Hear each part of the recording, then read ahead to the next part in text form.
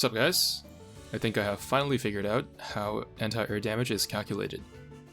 For a bit more context, you can check out this video, which I will link in the description before continuing on with this one. For a quick summary, the anti-air damage from anti-air guns is not correctly assigned to the ship which dealt the damage. Each tick of anti-air is assigned to one of the ships that contribute to the anti-air circle based on something related to their anti-air stat. I'm strictly talking about anti-air guns, so fighter anti-air will have to wait until another day. This means that even if you have some ship A with no anti-air gun equipped, and ship B which has 2 rainbow anti-air guns equipped, if ship A has higher anti-air stat, the result screen will show that ship A dealt more anti-air damage, despite having contributed next to nothing. Although I knew the mechanism behind which anti-air damage was calculated, I had been unsure about the weighting of the AA itself, since it did not directly correlate to the AA stat, and has nothing to do with AA efficiency or buffs. However, this commenter from the old video pointed out that the numbers seem to correlate to the square of the AA stats, but until now I haven't got around to confirming it. Finally, I've gathered quite a sample size here to test the hypothesis. First, I gathered all 3 ships' anti-air stats, including equips and fleet tech, then squared them and summed the squares to get the total AA. I went into chapter 13 and recorded runs from 3-star battleship and carrier fleets only, as they last the longest and so there are the most planes to shoot down. On the left we have 20 runs of 3-star carrier nodes, and on the right we have 20 battleship nodes. In order to find the total anti-air damage, I divided Vestal's damage dealt by her anti-air share percentage.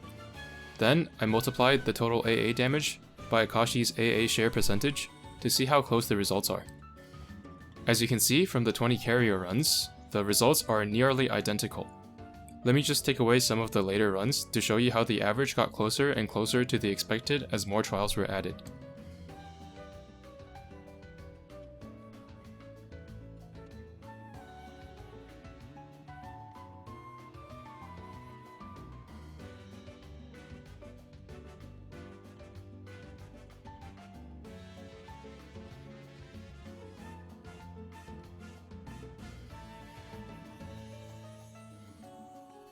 On the right side, we have the results from 3-star battleship nodes. The average is not as close as the estimate this time, suggesting that a larger sample size is needed. You can see from some of these runs just how big the variance is, so even after knowing how it all works, you will still have to do a ton of runs just to get a sample size large enough to represent accurate results.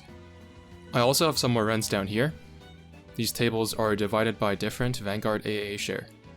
Each one contains 10 runs on 3-star carrier fleets and 10 runs on 3-star battleship fleets. With the same calculations as above, you can see that the results are very close as well. The biggest takeaway is that battleships that have an extremely high anti-air stat, such as North Carolina, Georgia, and New Jersey, probably had their damage padded immensely, even though you probably just gave them a stag or some kind of accelerator and they didn't contribute that much to your total anti-air damage. In some cases, people were even testing ships without an anti-air gun equipped, which does pretty much nothing to isolate for surface damage. But with this knowledge in mind, you can now somewhat accurately test performance of ships in stages with planes, but you have to use a repair ship and get probably 30 to 50 runs in order to get an accurate result. So it will be quite a lot of extra overhead to process the numbers, but it's just for fun. None of this matters to be honest, and you can play the game just fine without any of this knowledge, but I will be leveraging this knowledge in future testing videos. As usual, I will link all my testing footage in the description, which is a lot to go through this time, so I doubt anyone will actually look at it, but it is there. Anyways, that's pretty much it on the topic of anti-air. I hope the video wasn't too dry to watch. Thanks for watching, and see you in the next one.